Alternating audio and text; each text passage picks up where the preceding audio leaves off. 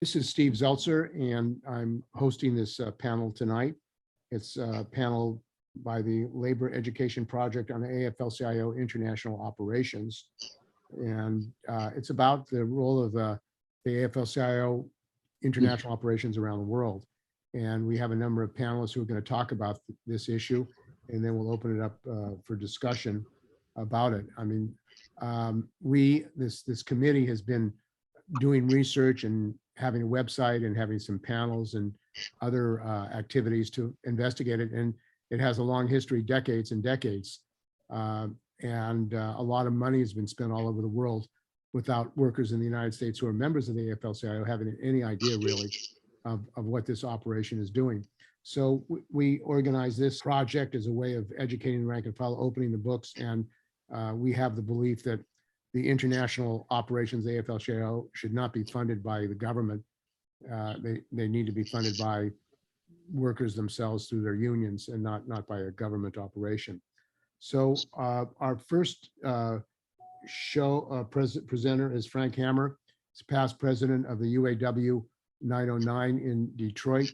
And he has a personal interest in this because his brother was working for the AIFLD in El Salvador in Latin America and was assassinated, murdered. And also his presentation comes at the same time that there's going to be a UAW convention in Detroit this month, where there's going to be an election, direct election of the president, and issues of international politics are coming into the convention. So it's an interesting situation, particularly the role of the AFL-CIO in Mexico. So welcome, Frank. Thank you, Steve. Thank you very much. Just one factual thing, the UAW convention will be the first convention in 80 years that will actually have nomination of officers, and then subsequent to the convention, there will be an election among the rank and file later on in the year. Contrary to all the past practice where the elections or so-called elections took place in the convention. So that's really new, and it opens up to new possibilities. So I thought to approach this by talking a little bit in regards to not only my brother, but also about my relationship with the AFL-CIO, and specifically the American Institute for Free Labor Development, which is the institution for which my brother worked. And I would say that it's been one of great contention through from 1985 until AFL was disbanded. And now that it's been replaced by Solidarity Center, it'll be really interesting how this is going to go forward. For people that may not know, AFL and other foreign institutes for the AFL-CIO were formed in response to the Cuban Revolution. And they were formed to prevent any other working class peasantry in Central Latin America from getting any bright ideas about following in the footsteps of Fidel Castro, Che Guevara, and the Cuban people, who overthrew their horrendous dictator that was in the service of U.S. capitalists and the mafia. And the U.S. empire did not want to see this replicated. So they funded a massive counterinsurgency program, which included military and included economic development. And it was after or around the same time that AFL was formed that the U.S. Agency for International Development was formed. And that was going to be the economic arm that would, so-called do development in various countries to appease and divide the working classes and the peasantry. And the AFL was labor's contribution to that effort.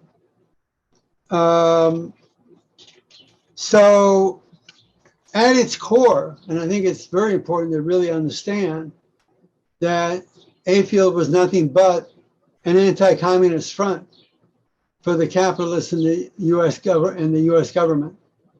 And again, in fear of other countries wanting to change to a socialist economy, to nationalize private assets that were owned by U.S. business class and so on.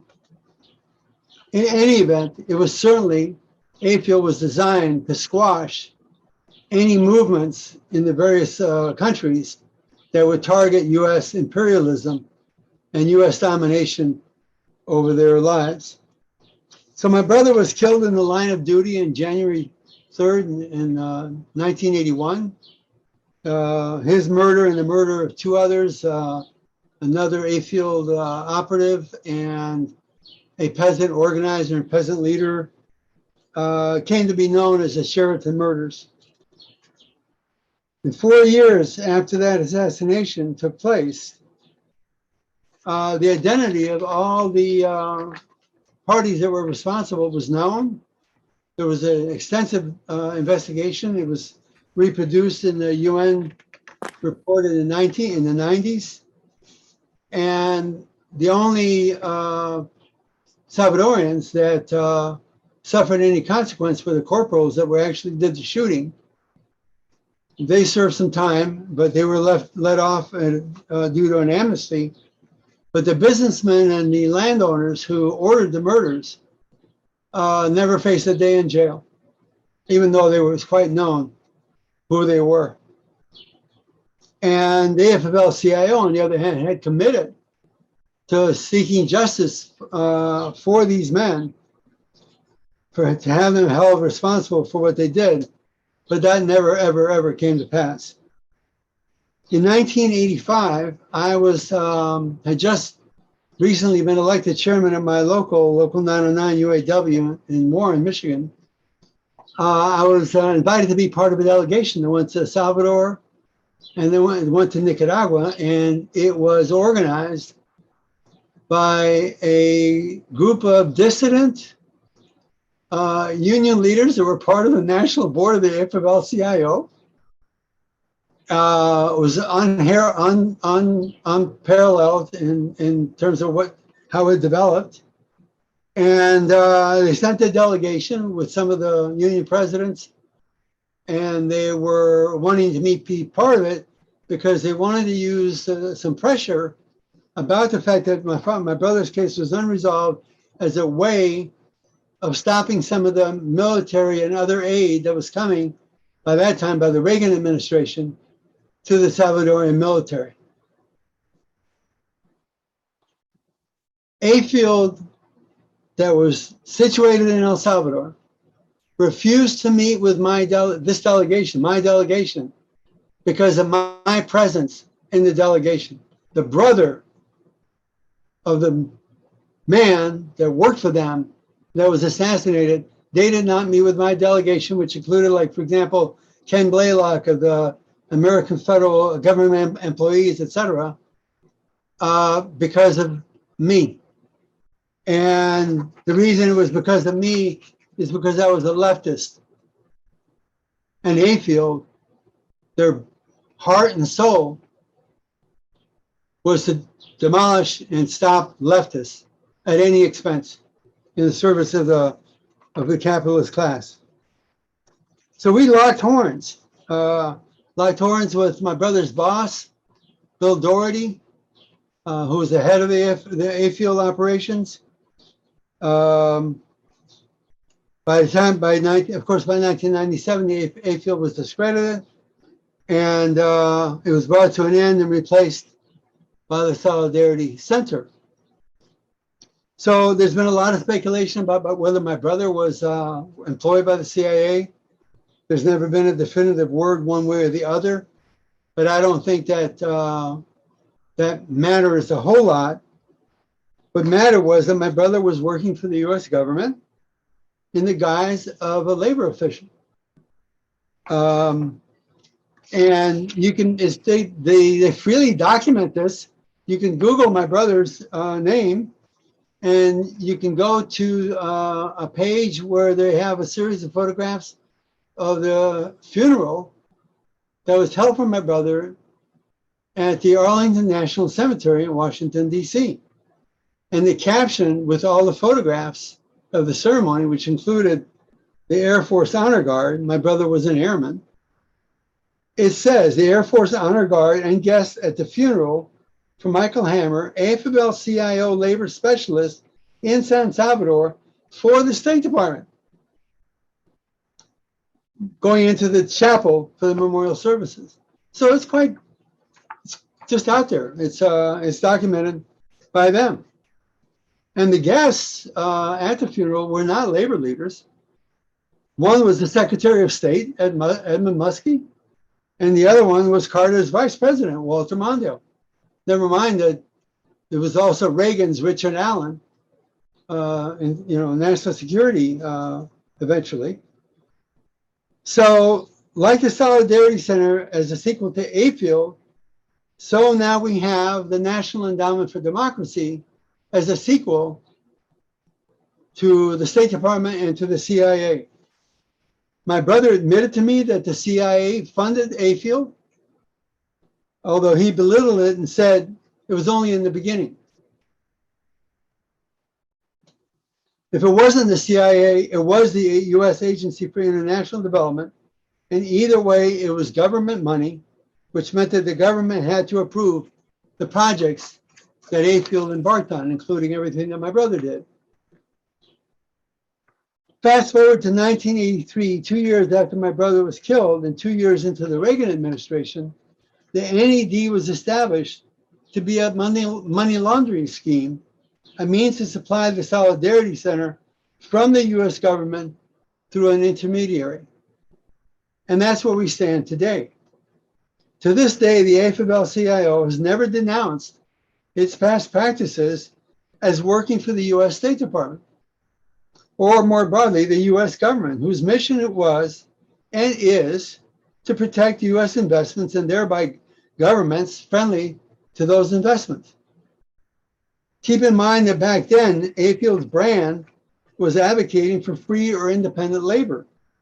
And today, the Solidarity Center is advocating for independent unions.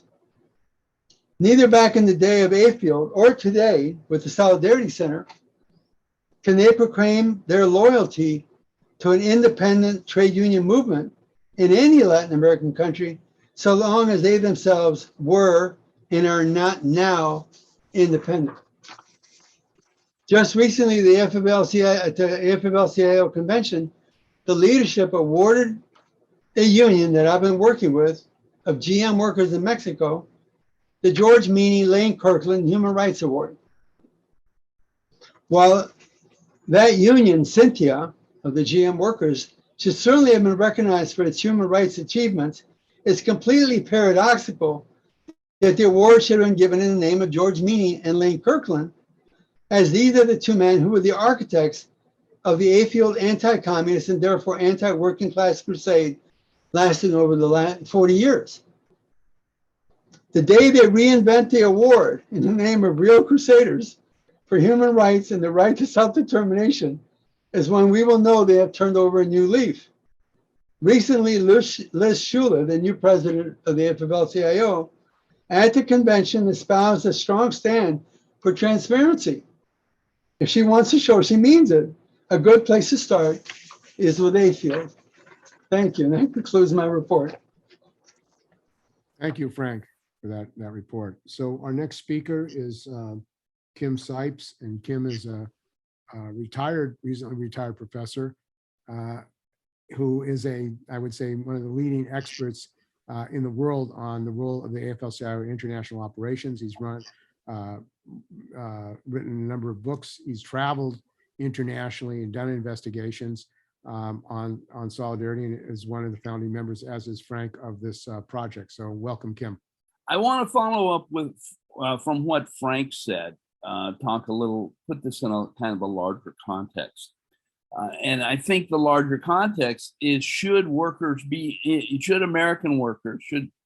the US be screwing over workers in other countries? And what we know, and I brought out a book, in 2010 where this is all detailed. But what we know is that the AFL and then the AFL-CIO have been screwing over workers for over 100 years. All right, so some people who know this think it started in the late 1940s in the anti-communist thing. In reality, it started in the late 1890s before the Bolshevik Revolution. And they were involved in Mexico, and they were involved in Puerto Rico and other places in Latin America. This has continued from 62 to 97, as Frank said. You had AFLD in Latin America, you had the Asian American Labor Center in Asia, and you had the African American Labor Center in Africa. And these three different regional centers were all doing the same stuff. So what Frank's talking about, AFLD and some of their operations, was being replicated in Asia and in Africa. Within the labor movement, we had eventually raised enough hell so that by 1995, when we had the first election of an AFL-CIO president, it was a major issue. John Sweeney won, and to his credit, he disbanded AFLD, AALC, and AFLE, the three regional institutes, and replaced it with the Solidarity Center. And I want to take a few minutes and tie this together because it's a more sophisticated understanding. Most trade unions, most people in general don't know about this. And so I want to talk a little bit about it. But first, I have to put it into context, and that is with the National Endowment for Democracy, which Frank had alluded to. Now, the National Endowment for Democracy was started by Ronald Reagan, that freedom-loving Democrat that we all know and love, in 1983, to do overtly what the CIA had been doing covertly. They've been operating since that time. They were founded by the US government. They were funded by the US government. They were signed into existence by the US government. Although to this day, they claim they're a private organization. They are not private. It's set up for the US government. Now, basically what I argue is to understand this stuff is we have to realize that the US is not just an individual country as we've all been taught, but rather it's the center of a global empire that since at least 1945, the United States has been trying to dominate the other countries of the world. Now, we can take this back to 1898, or even when the Europeans first came to North America. But at least since 1945, I think it's pretty unequivocal. Now, the top levels of the AFL-CIO have been involved with this National Endowment for Democracy, because the National Endowment for Democracy has four main, they call them institutes. There's four main organizations. One is the international wing of the Democratic Party. One is the international wing of the Republican Party. One is the international wing of the U.S. Chamber of Commerce. And the fourth wing is the Solidarity Center, which is the international wing of the AFL-CIO. These work together, and they work around the world. They're operating in over 90 countries around the world, including, by the way, I should say very straightforwardly, in the Ukraine. They were very active there long before the Russian invasion. But any of these operating around the world, and AFL-CIO is part of that. And then the Solidarity Center itself will apply for grants to get money from the U.S. government. Now, these usually go through the National Endowment for Democracy. Some still go through the Agency for International Development, whatever. The long and the short of this is that over 90% of the Solidarity Center's budget comes from the U.S. government. Now, this has been hidden. Most union members do not know this even exists. They don't know of the National Endowment for Democracy. They don't even know of the Solidarity Center. It's never been explained. The Solidarity Center is operating in over 60 countries around the world. We don't know why they're in these countries. We know some of the countries, but we don't know what they're doing there. We don't know who they're working with. We don't know who they're working for, what they're there for, or anything like this. So in other words, the Solidarity Center operates around the world in the name of American workers, but behind our backs. They have never given an honest report of their operations in any country in the world, as far as I know. And I've been looking at them for a long time. Now, it got to be, like I say, in the mid 1990s, that we had been able to raise enough hell that the institutes were disbanded. They were pure evil. They didn't do anything good, as far as I'm concerned. Solidarity Center is a more sophisticated operation. So while they're doing bad stuff around the world, they're also doing, I won't say good stuff, but at least some not so bad in some countries. And Frank alluded to their work in Mexico. That's very interesting right there. There's a good example. This was, there's some GM workers, and if I get some of the details wrong, Frank, straighten me out. But working with some GM workers that led a workforce to repudiate the CTM, so the big Mexican Labor Federation, and wanted to set up a independent local union. Now, they looked for help, and they found it from the Solidarity Center. They helped labor notes, places like this. Now, on one hand, you know, you can't blame them for looking at any place that they could get money if they needed help, or much less advice. But one of the problems is there's never been an accounting of the AFL-CIO about the Solidarity Center, why it's done this stuff, why it's collaborated in the past with this CTM in Mexico, because they've worked together. There's a relatively new book. If you haven't seen it, I highly recommend it, called El Golpe, The Coup. Its subtitle is U.S. Labor, the CIA, and the coup at Ford in Mexico.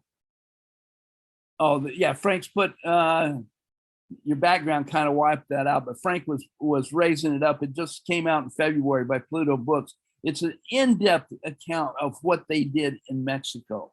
This is the kind of work they've been doing. I have done a lot of research in the Philippines over the years, and I documented that the Asian version of AFLD was literally working with the death squad against the radical unions in the Philippines. So they've got this terrible past. They claim to have turned over a new leaf. We don't know because they won't tell us anything like this.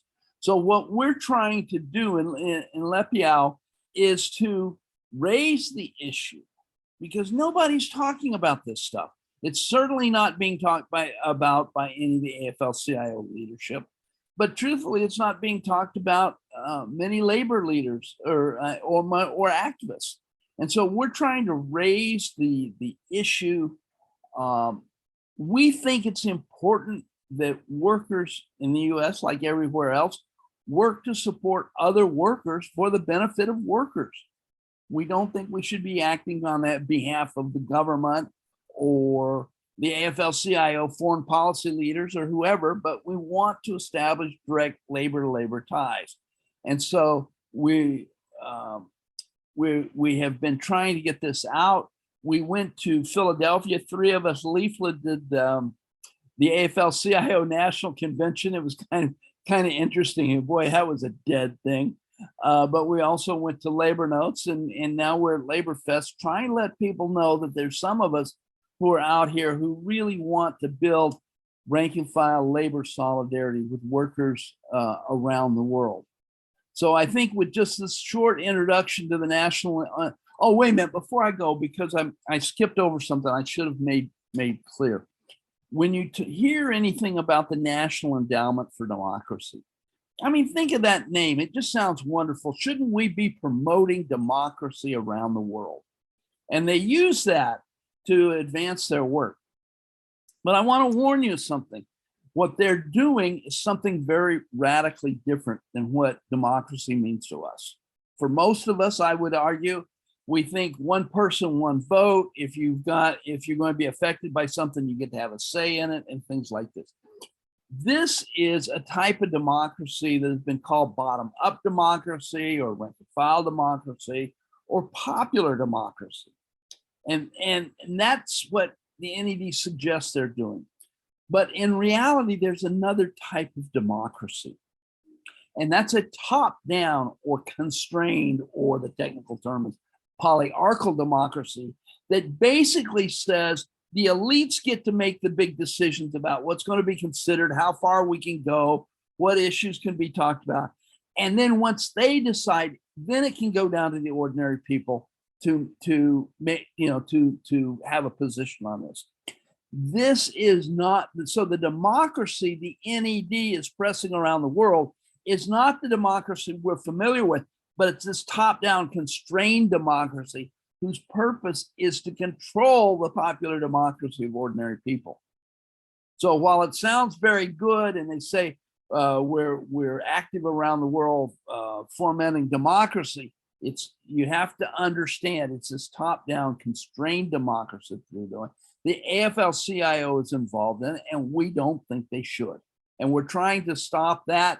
We're trying to stop the funding they got last year. They got something like $75 million from the US government. The Solidarity Center did. And they're promoting this top-down or constrained democracy around the world. They're supporting efforts like some of the sanctions, say in Venezuela against the people there, things like this. And we as ordinary rank and filers, we think this should stop, that we want to build popular democracy with workers around the world to benefit us and our loved ones and people like us around the world. So thank you very much. Why don't we go to Lisa Milos? Lisa is a trade unionist. She's a member of CWA UTPE UCSF in San Francisco, and she's a longtime activist around Chile solidarity, and she's a delegate to the San Francisco Labor Council, has been raising these issues of international labor and solidarity by U.S. workers with our brothers and sisters around the world. So welcome, Lisa. Yes, thank you. I'm also a Chilean American, or Chilean New Yorker, I'd like to say. And I was born in New York City. One of the first memories I have of the issues that came about in Chile happened while I was living in New York City with my mother. My mother was an immigrant to the United States from 1955, but she was very active politically here in terms of against the Vietnam War and fighting for social services, especially for against the cuts to take care centers and schools during the Vietnam War. And as soon as Allende was elected, she began preparing for going back to Chile. However, it didn't work out that way. She wasn't able to do so at the time, but at the same time, I was hearing what was going on. I was barely 10 years old when I heard of this major trucker strike against Allende. And subsequently, over the years, I learned that this was the work of the AFL-CIO or the AFL-IAD, which is the precursor to the Solidarity Center. They paid the AFL-CIO paid what would be at that time was $50 a day, which was a lot of money in 1971 dollars for the truckers to strike, and we're talking about mostly owners of the trucks to strike against the Allende government. And at that time in Chile, there was a railroad, a pretty good functioning railroad system, but the effects were still pretty devastating on the already difficult economy, where there was a lot of black market hoarding by the right-wing forces. everybody sort of knows what happened after the Pinochet government, the coup. There was major repression against workers, labor unions, and the entire, all the advances of the labor movement that had started from the turn of the century and through blood and sweat and tears over the many decades of major strikes and massacres that had happened during the 1930s and even before. All the advances that had been reached were taken away, and the labor laws that before had protected workers, whom during the Allende government had organized themselves into industrial cordones industriales. They were like worker councils that were organized in the industrial sectors of Santiago and other areas, and they were prepared, and many times they would go out in defense of the Allende government and go out demonstrating. And many of you have already probably seen many of the films that came out showing the thousands and thousands of workers that came out to support the Allende government.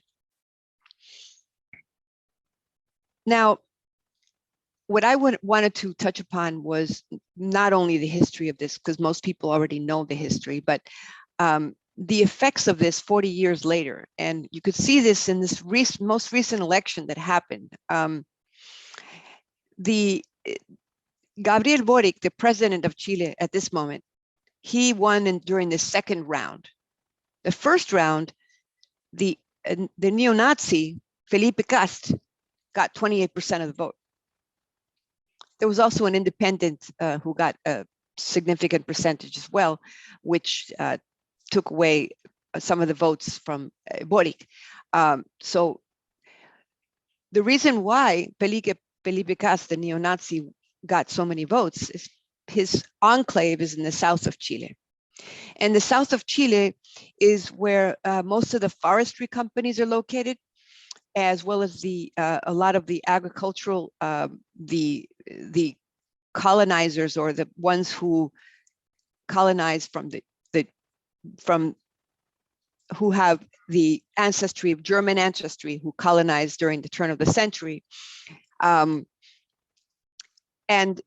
during the Pinochet government, and even before the Pinochet government in the 60s, there was also an enclave of a German enclave called Colonia Dignidad, which was also a fascist enclave that was also used as a torture center after Pinochet came to power. There's an association in the south of Chile called APRA, which is the Association for Peace and Reconciliation of the Araucanía. And that's a right-wing organization that is made up of the forestry company owners and the oligarchy, the agricultural oligarchy, as well as the owners of the trucking companies, And they are basically have been in charge during the last 30 years of making the south of Chile into a militarized zone against the Mapuche people. This is the effect of what the AFL-CIO has done, or the AFL-IAD, by supporting the south of Chile. Now, this is not to say that they've only been in the south.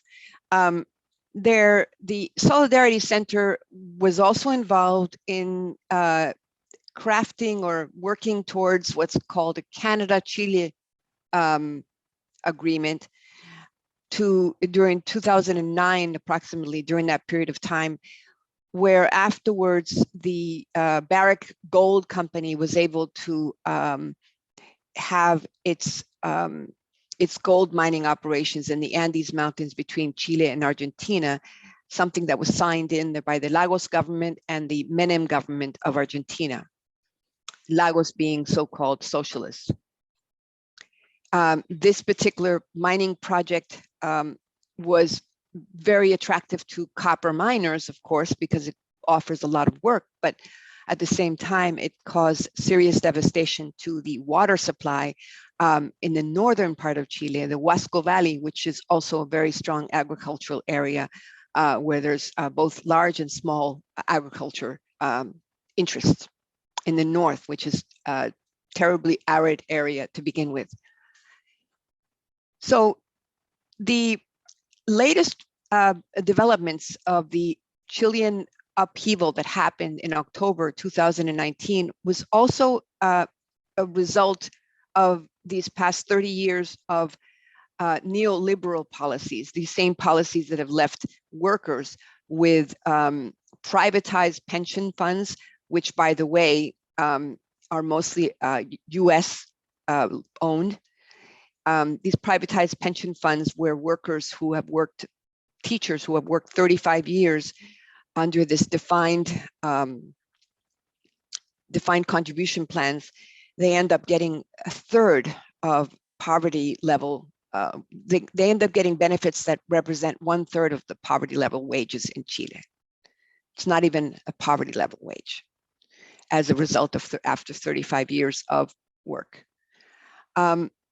That had been a struggle that had been going on for a long time, as was also the struggle to have what's called a constitutional assembly, which was to change the constitution. The Constitutional Assembly should have been one which the rules were to be set by the actual assembly in terms of opening up the doors to having more of a democratic voting system. The more democratic voting system ended up happening, thankfully, because of the mobilizations that happened and the level of participation of the social movements that included feminist movements as well as environmental movements, and also sectors of the labor movement as well.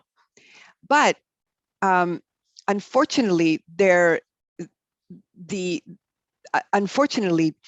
this did not transfer into allowing for these same social movements and this level of participation into a future Congress. The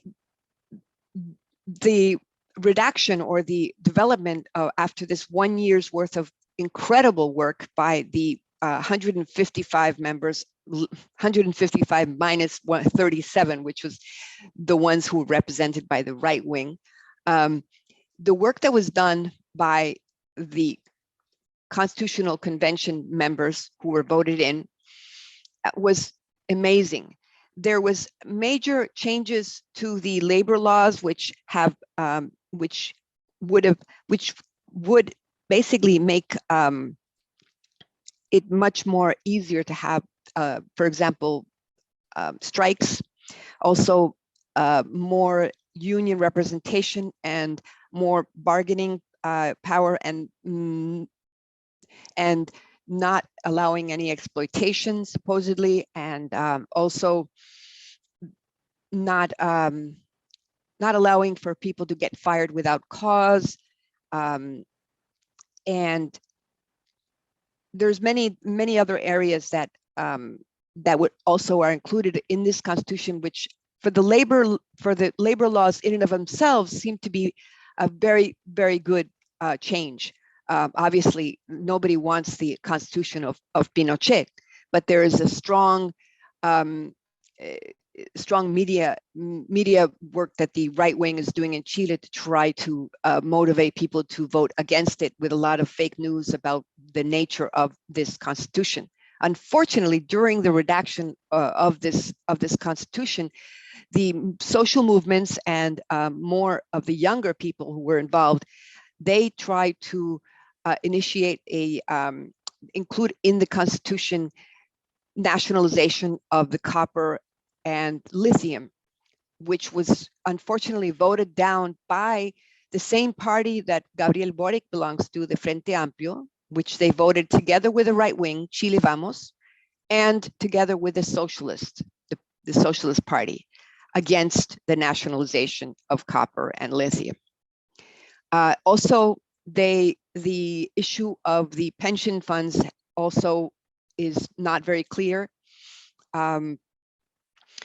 when last year, when the election happened for the plebiscite to have this constitutional convention, to hold it, people voted. I'm sorry, there was the previous year in October. People, there was the election would have allowed either voting in only members, only constitutional convention members, and half made up of the social movements and half made up of Congress or the political parties, or all of them made up of basically social movements not necessarily tied to political parties. So by an overwhelming majority, 80% or 79%, they did not want the participation of Congress or the participation of political parties in the redaction of this constitution. 80%. That shows a level of distrust among the Chilean people of the parties that have been involved in these last 30 years in Chile. Now, however, I don't want to get into too many details, but now, just to give you a heads up, the Congress has decided that they're going to reduce the threshold for the changes that they want to make to this new constitution, which was already been handed to them, which should be voted on this 4th of September. And now Congress is saying they're going to put their hands in there and start and make changes to it, because according to them, there's a lot of discussion, especially about the right for striking. The right to strike is something that is bothering the business class, obviously, and the major oligarch families there. So those are the different things that have been going on in Chile, and the effects that the intervention of the AFL-CIO had in Chile back then, as well as its negotiations that it's been supporting. They also funded, the Solidarity Centers also apparently did fund the Constitutional Convention, and Boric has had, Gabriel Boric, the president, has had the benefit of, the dubious benefit of having consultants, many consultants on his team. Well, one thing I would like to address is the issue of privatization, because the policy of the AFL-CIO Solidarity Center and the earlier organizations, the AIFLD, was to support privatizations. And we just heard from Lisa about the privatization of the Chilean economy. So the reason that's important is the privatization is a vehicle for US corporations, the billionaires, the capitalists, to take over the wealth of other countries. And it's through privatizations, and this was through one of the things NAFTA did. It privatized the ejidos. US corporations have taken over the railroads, have taken over the telecom system, have taken over the mines. And I think it is another, I think, a problem that in the United States, there is no united national political education campaign against privatization in the United States of public resources, of public education, public services. So I mean, I think that although it hasn't become an issue in the labor movement, and not just the AFL-CIO, the SEIU, the Teamsters, and the NEA, the issue of privatization of public resources is a political issue. And I think connected to the failure to educate people about privatization and why we have to fight privatization is connected to what absolutely they're doing internationally. So I think maybe the panelists can talk about that, but I think that's a very important issue in any regard. Well, in Chile, the water is privatized. In other words, it's one of the few countries in the world where water is in private hands, legally in private hands. And that's something that this new constitution wanted to address, at least that. In that respect, it is addressing it. However, that's also something that's very worrisome to the multinational corporations that depend on their water for their electricity, the electricity generation, things like that, the energy companies, and water in and of itself as a resource for agriculture and everything like that. So the Pinochet basically sold water rights for rivers, entire rivers, to these international consortiums, Italian and Spanish companies as well. And the water is one of the major things, as aside from the pension, the privatized pension plans. The other issue is what's going on at the UAW. Maybe, Frank, you can talk about the union, Mexican union coming to the AFL of the UAW convention. And one of the things that we as a project want to do is build direct links between workers in this country and workers who work for multinationals around the world, so we can have direct solidarity. When Caterpillar workers or workers here go out, they can be joined by workers in other countries of these same multinationals. So I actually cannot predict whether whether the UAW convention, which is going to be held starting July 25th, whether it will have visitors from the GM Silao plant that form the independent union of Cynthia. I can't confirm that. They were present, as I mentioned in my presentation, at the AFL-CIO convention. They got this award. They were at the Labor Notes recent conference in Chicago, where they were able to speak. So the situation is that Cynthia, before I knew of any Solidarity Center involvement, they were organizing among their, there's an estimated workforce of about 7,000 workers to kick out the old mafia, corrupt CTM.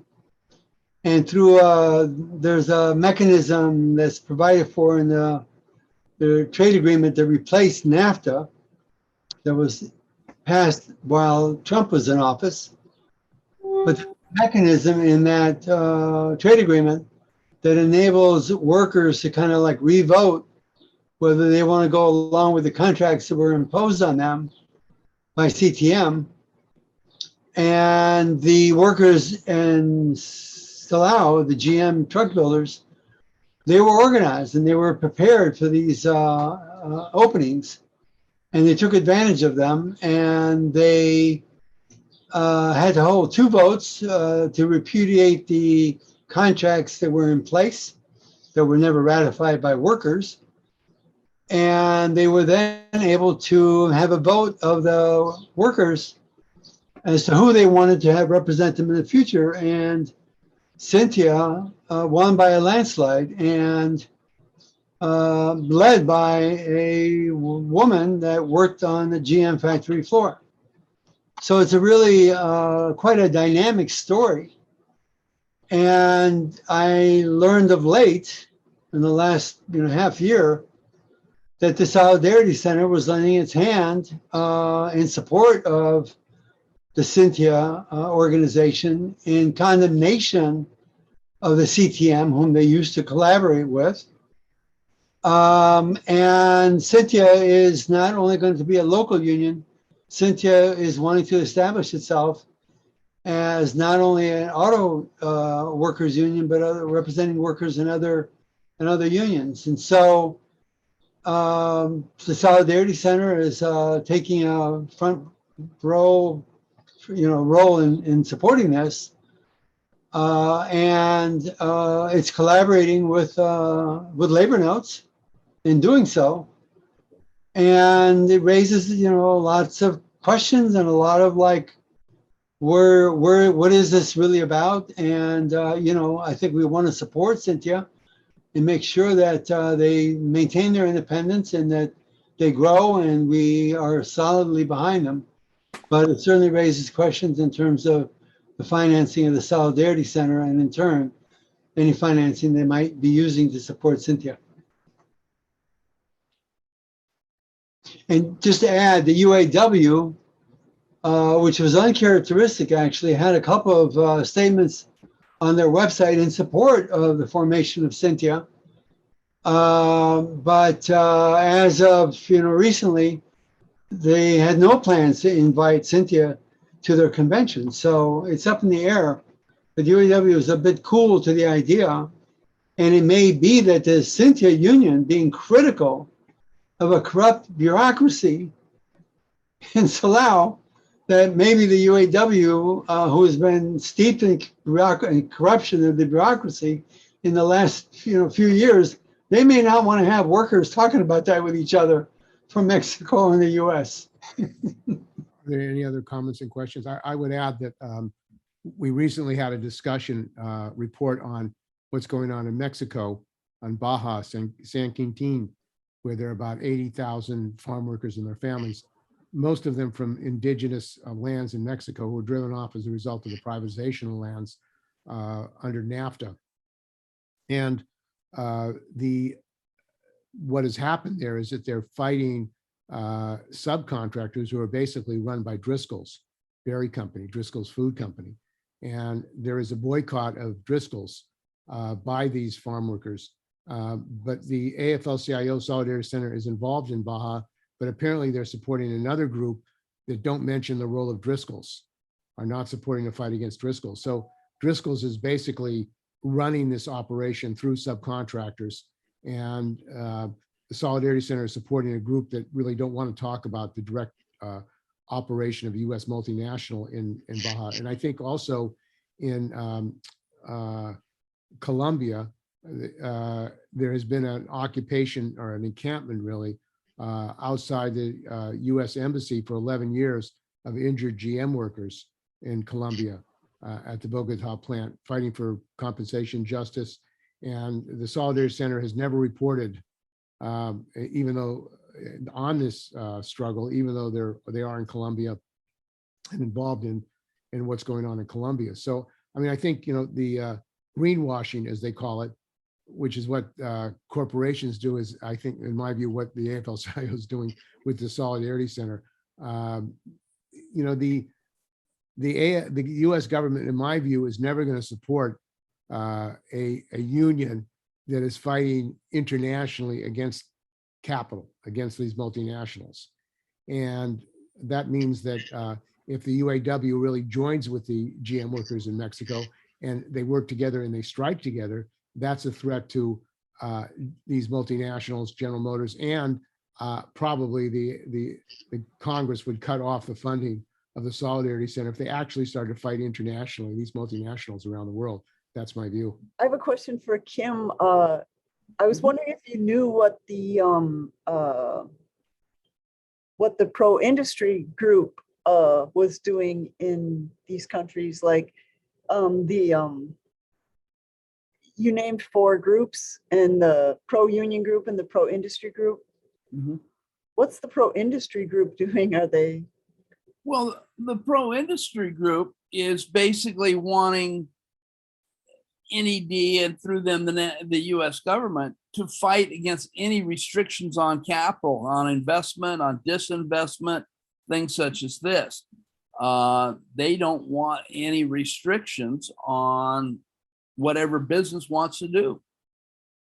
See, then where it gets real ironic is in the U.S. is inside the U.S. The U.S. Chamber of Commerce is seen as evil by the labor movement, you know. But somehow they find a way to rationalize them working with these people outside the U.S. Inside, they're militant opponents of each other. Yeah, just a minor little detail. Another area that we haven't covered, and I think we will be covering in the future, is Puerto Rico, because actually the Gompers in the AFL went to Puerto Rico to organize after the American occupation of it, after the invasion, and he argued that the AFL should be organizing Puerto Rican workers because otherwise Puerto Rican workers would undercut American workers, their wages. So it's this kind of mercenary thing about organizing. But I would add that for decades, actually, the unions, the AFT, the SEIU, and most recently the IBW were raiding Puerto Rican unions. And during a strike of the electrical workers in Puerto Rico, they were actually, the IBW brought in scabs from the United States and broke the strike, and then voted out the indigenous Puerto Rican Union. Also, it's the case in Puerto Rico. Puerto Rico used to have a nationalized health system. And what happened was that Andy Stern, before he was president of the SEIU, and was an agent or an operative with Sweeney, assistant to Sweeney, and he was sent to Puerto Rico and met with the governor there and supported the privatization of the Puerto Rican health system. In return, the SEIU negotiated that the companies like Humana and other private healthcare companies would become SEIU run health concerns. So now if you go to Puerto Rico, they've privatized the healthcare system, and you have to go to a Humana or a private company, and the SEIU has basically got the positions for their membership. So here you have, I think, a clear-cut example of labor imperialism, where there are millions of workers in this country who are unorganized.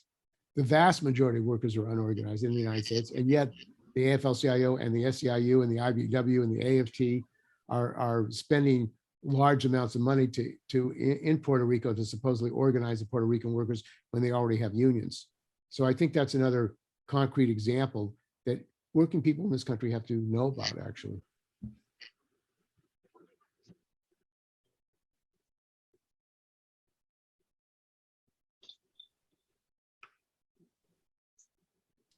Hey, if there's nothing else, is that about it, Steve? I think that's about it. If there's no comments or questions. So I want to thank you all for joining us, and let's stay in touch. And I want to put down the link of the labor education project on the AFL-CIO International Operations, AFL-CIO-INT.education. So people can go there, and the website is chock full of information, videos, and position papers and others of our organization. So thanks all of you for joining us. Yeah, and we have to make time for one commercial. We want to recommend Rob McKenzie's book that really shines a light on the AFL-CIO in regards to the struggle by Ford workers in Cuautitlan in the early 90s. And he's done a yeoman's job of trying to get to all the information that would reveal exactly what happened, why the worker struggle was repressed there, who was involved in it. But I think he did a terrific job in trying to document, and all the while running into interference in the AFL-CIO and the UAW in regards to getting all the information that he needed for the book. But I recommend the book. Okay, and there's a video of his presentation that he made at the AFT PSC CUNY on his book. If you go to the website, they'll be able to get that.